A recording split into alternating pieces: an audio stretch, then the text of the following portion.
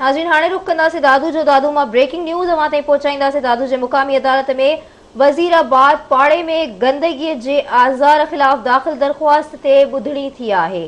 CMO जे पेश न थियण ते अदालत कावड़ जो इज़हार कयो आहे।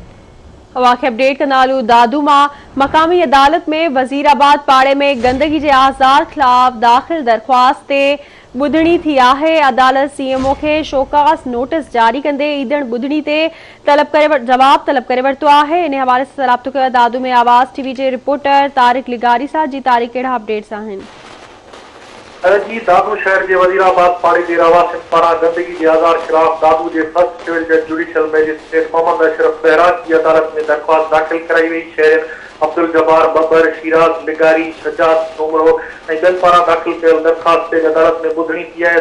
अदालत में chief municipal officer Nisar Rao पोट्रो सां गॾु सैनिटरी इंस्पेक्टर अलरक रुंड, सैनिटरी सुपरवाइजर इलावल मंगी जरा पब्लिक हेल्थ खाते जो ऑफिसर है रिजवान मेमन उहे अदालत में पेश थिया।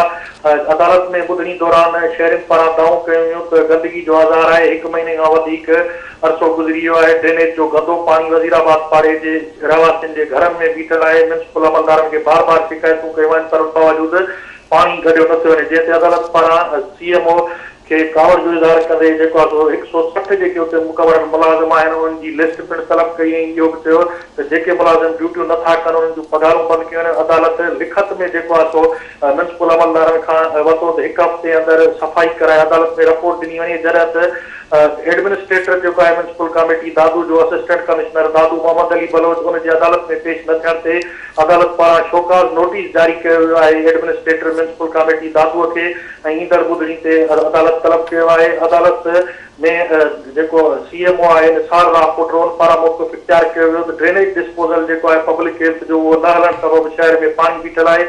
अदालत में अहिड़ो एतिराफ़ करण खां पोइ अदालत पब्लिक हेल्थ खाते के हुकुम दिना त जेके ड्रेनेज डिस्पोजल आहिनि उन्हनि खे हलायो वञे। फौरी तौर ते जेको ड्रेनेज जो पानी आहे उनखे निकाल करायो वञे। शहरियुनि जो जेको हक़ आहे, जाइज़ हक़ आहे त उन्हनि खे सफ़ाई मिले।